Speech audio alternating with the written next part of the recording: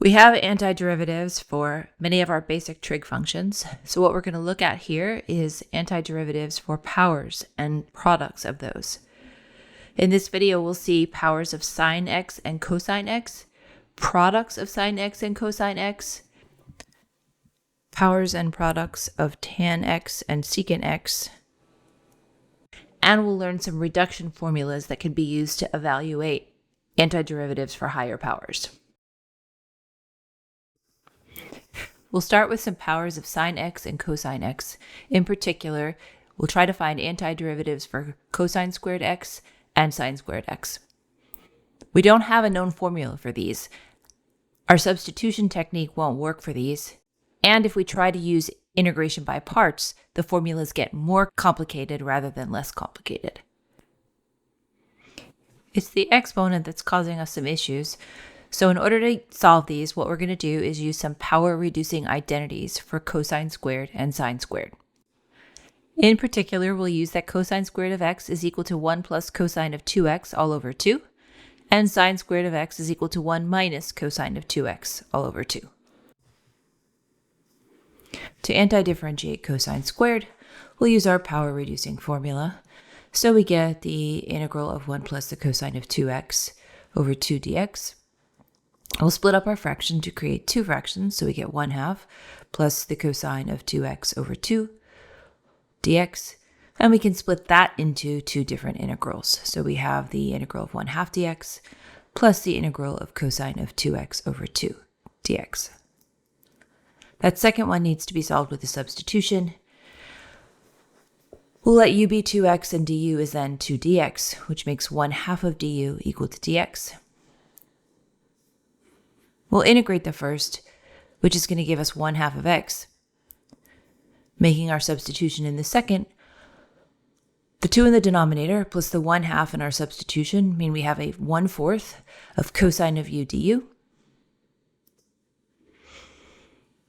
So we get 1/2 x plus 1/4 the sine of u plus a constant. Our last step is just to replace u, and we end up with 1/2 of x plus 1/4 of the sine of 2x plus a constant c. That answer is perfectly fine, but if you want to get rid of the 2x inside of that, you can remember that sine of 2x is the same as 2 sine x cosine x. And so we can rewrite the entire thing as 1/2 of x plus sine x cosine x over 2 plus a constant c.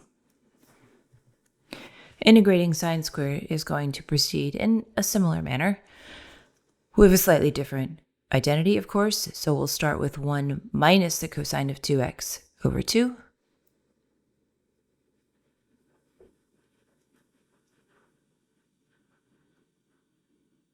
We'll split that up into two fractions to get 1/2 minus the cosine of 2x over 2 dx. We can split it up into two integrals, so we have the integral of 1/2 dx minus the integral of the cosine of 2x over 2 dx. We'll once again solve the second with a substitution.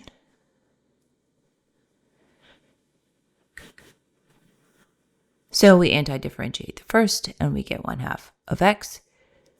Antidifferentiating the second, we get minus 1/4 the sine of 2x plus c. Notice that that substitution is exactly the same as the one we did in the previous example. And so now we end up with 1/2 of x minus sine x cosine x over 2 plus c.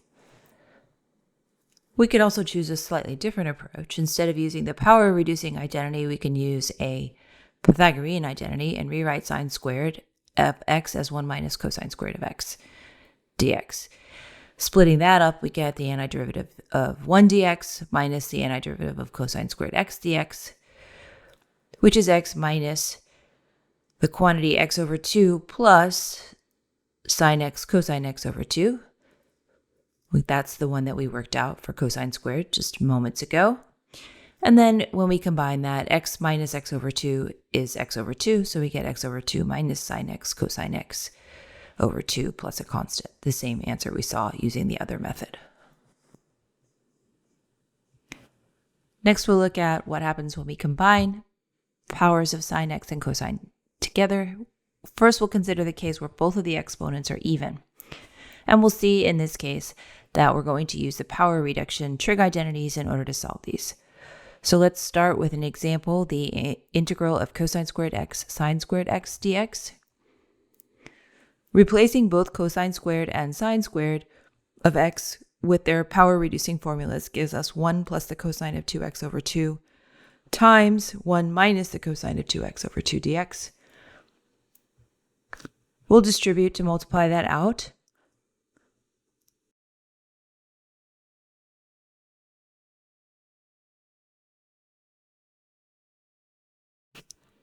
When we do that, we get 1 minus the cosine squared of 2x all over 4 dx.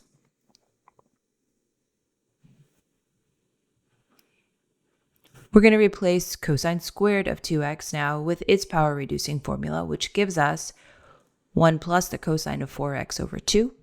So we now have a complex fraction. We're going to tidy that up a little bit.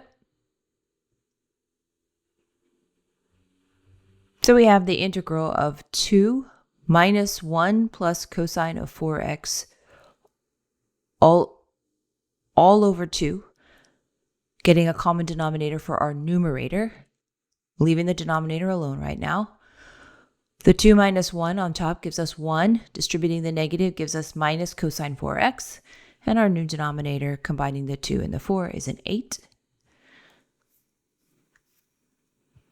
We can split that up into 1/8 minus cosine of 4x over 8 dx.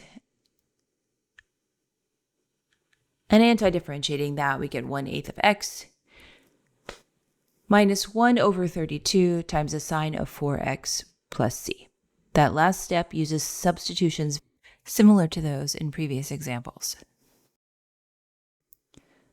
Now we'll look at the case where one of our exponents is odd. In this case, we're going to use Pythagorean identities and substitution. Our example will be integrating sine cubed of theta cosine squared of theta d theta.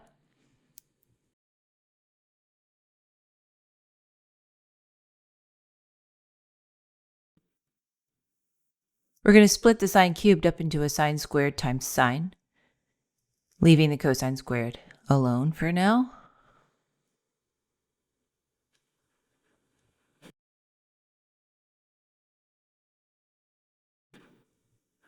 We'll then use a Pythagorean identity on sine squared. The idea here is that the derivative of cosine is sine, so if we can get everything in terms of cosine except for that one sine, we'll be able to do a substitution. So now we have the integral of 1 minus cosine squared theta times sine theta times cosine squared theta d theta. We're going to combine our cosine terms.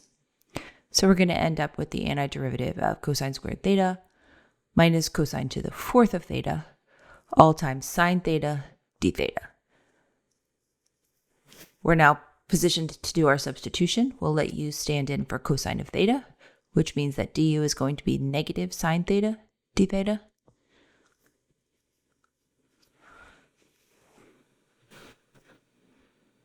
When we substitute in, we see that we get the negative integral of u squared minus u to the 4th du. And then we can anti-differentiate that, which is going to give us negative u to the 3rd over 3 minus u to the 5th over 5 plus a constant c. Our last step is going to be to replace u's with cosine thetas, so we get negative cosine cubed of theta over 3 plus the cosine to the 5th of theta over 5 plus a constant c.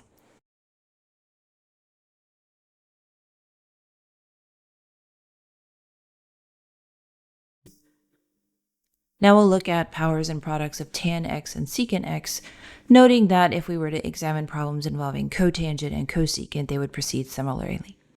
We'll use two versions of the Pythagorean identities here. Again, we'll use that tangent squared is equal to secant squared x minus 1, and secant squared x is equal to tangent squared x plus 1. First, we'll look at the case where the integrand contains an even power of the secant, And we'll find there that we need to split out 1 secant squared from our integrand and use the substitution to solve problems of this type. We'll start off by integrating tangent cubed of x times secant to the 4th of x dx.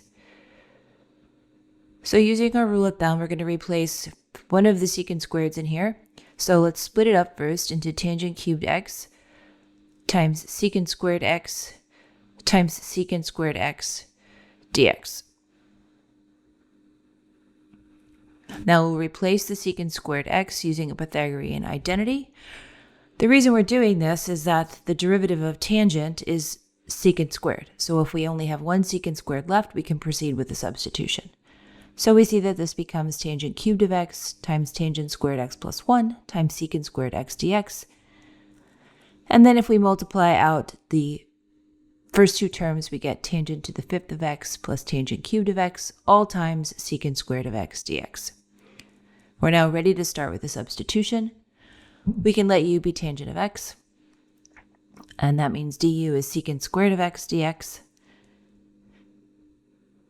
So our integral becomes u to the 5th plus u cubed times du.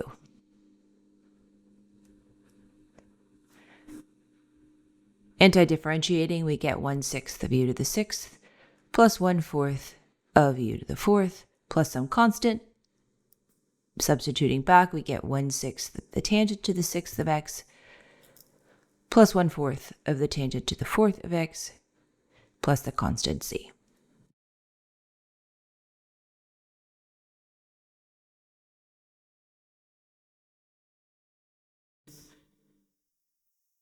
If instead we're working a problem where the tangent exponent is odd, here we're going to split out a secant x tangent x and use substitution. Notice that our previous example falls into this case as well, so we'll use this new technique to solve the same problem we solved before. So here we'll see that the tangent cubed of x secant to the 4th of x can be rewritten. We're going to reduce the power of each by 1. So we get tangent squared x, secant cubed x, and that leaves us with a secant x tangent x dx. Our motivation here is that secant x tangent x is the derivative of secant. So now we're going to use our Pythagorean identity again, but this time we'll replace the tangent squared with a secant squared x minus 1. Now we're going to proceed with our substitution. We're going to let u be secant x, so that du is secant x tangent x. When we replace that, we see we have u squared minus 1 in our parentheses times u cubed du. Multiplying that all out, we get u to the 5th minus u cubed du. Anti-differentiating, we have 1/6 u to the 6th minus 1/4 u to the 4th plus c. And back substituting, we're going to see that this is 1/6 secant to the 6th of x minus 1/4 secant to the 4th of x plus a constant c. Now you might notice that this does not look like the same answer we got previously. However, if we compare the graphs of our two antiderivatives that we found, we'll see that they actually differ by a constant, which means our plus c is doing the work to make these two answers both correct. Our last possibility for combining tangent and secant is when our tangent has an even exponent and a secant term has an odd exponent. It turns out that these types of problems require something called a reduction formula. We can't rely on trigonometric identities and substitution in order to solve these. So before we explore this case, we're going to look at what a reduction formula is and how we find them. We'll take a look at 4 of these: the antiderivative of sine to the n of x dx, the antiderivative of cosine to the n of x dx, the antiderivative of tangent to the n of x dx, and the antiderivative of secant to the n of x dx. Our goal with these reduction formulas is not to find a solution for each of these, but rather to find a way of expressing each of these integrals in terms of a lower power of the corresponding formula. We can then apply reduction formulas once or multiple times in order to take a higher powered formula and reduce it down to one that we can handle. Let's derive the reduction formula for sine to the n of x dx.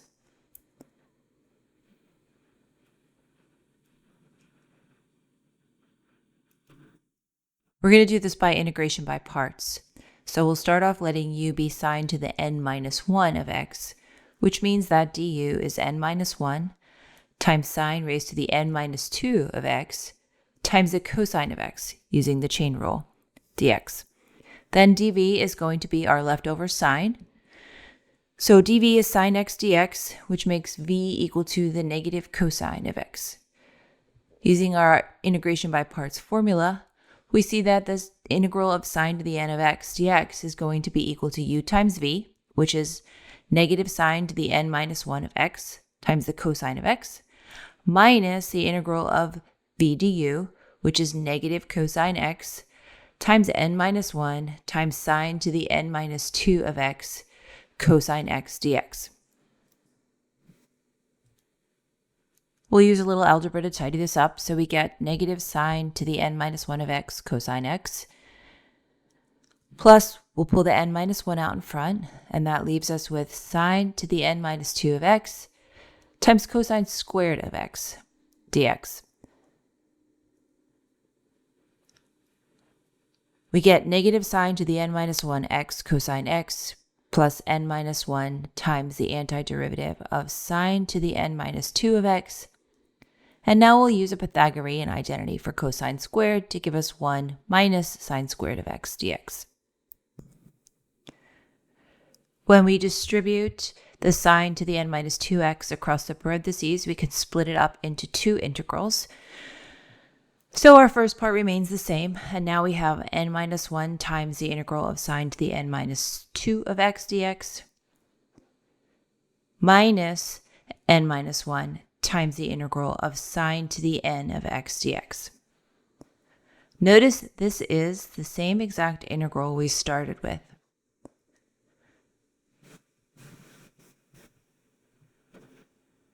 We have sine to the n of x dx inside of this last integral as well as the one we started with. So what we're going to do is we're going to put those on the same side together. We have the integral of sine to the n of x dx plus n minus 1 times the integral of sine to the n of x dx must be equal to negative sine to the n minus 1 of x cosine x plus n minus 1 times the integral of sine to the n minus 2 of x dx. When we add up the left-hand side, we see that we have n copies of the integral of sine to the n of x dx. Our right-hand side hasn't changed here.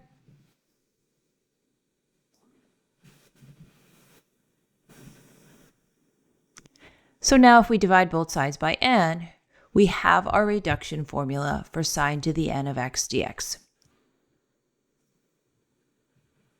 In other words, we have a way of taking some power of the sine function and reducing that integral to a lower power. Depending on how big n is, we can repeat this process multiple times in order to eventually get all the way down to an integral of sine of x dx.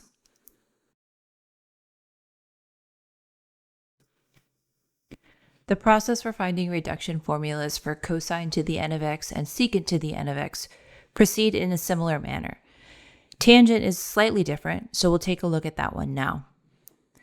To find the antiderivative of tangent to the n of x dx, we're going to split out a tangent squared. So we get the antiderivative of tangent to the n minus 2 of x times tangent squared of x dx. We can now apply a Pythagorean identity to the tangent squared. So this becomes the antiderivative of tangent to the n minus 2 of x times secant squared x minus 1 dx. We can distribute that, so we get tangent to the n minus 2 of x secant squared x dx minus the antiderivative of tangent to the n minus 2 of x dx. The first part of that we can solve with a substitution, given that the derivative of tangent is secant squared. So we'll let u be tangent of x, du becomes secant squared of x dx. So our first antiderivative becomes the antiderivative of u to the n minus 2 du. We're going to leave the second part alone, given that we're looking for a reduction formula. Now we antidifferentiate u to the n minus 2. Adding 1 to the exponent and dividing by the new exponent gives us u to the n minus 1 over n minus 1, minus the antiderivative of tangent to the n minus 2 of x dx. Now if we replace u with tangent of x, we see that the antiderivative of tangent to the n of x dx is going to be equal to tangent to the n minus 1 of x divided by n minus 1 minus the antiderivative of tangent to the n minus 2 of x dx, and we have effectively reduced our original integral. Here we have 4 reduction formulas that we can use to solve other integrands. We worked out sine and tangent. The formulas for cosine and secant follow in a similar manner to the reduction formula for sine. So now let's take a look at how one might use one of these formulas inside of an integrand. In particular, let's examine the case we skipped over earlier where the tangent has an even exponent and the secant has an odd exponent. We'll look at integral of tangent squared x times secant cubed x dx.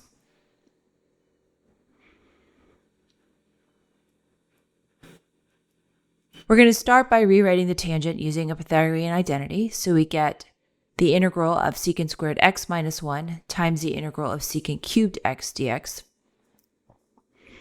When we distribute the secant cubed, we see that this is the integral of secant to the 5th of x dx minus the integral of secant cubed of x dx. We'll start by using our reduction formula on the secant to the 5th of x dx.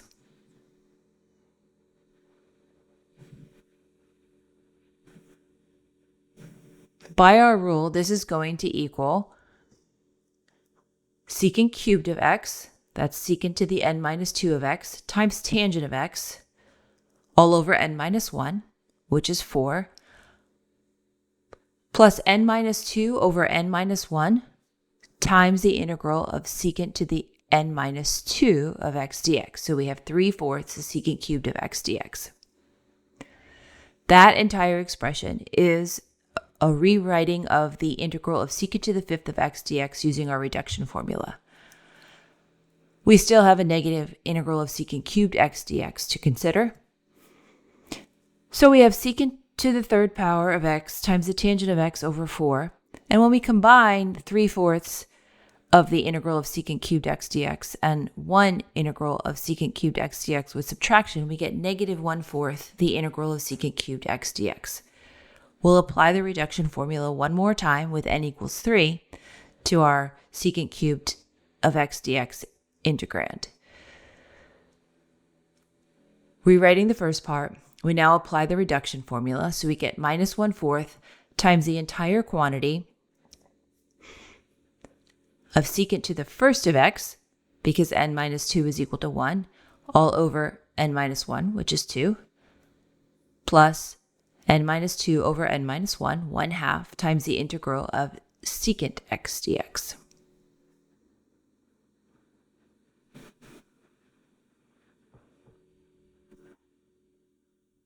So we see that we now have secant cubed of x, tangent of x over 4, minus secant of x, tangent of x over 8, distributing the 1/4,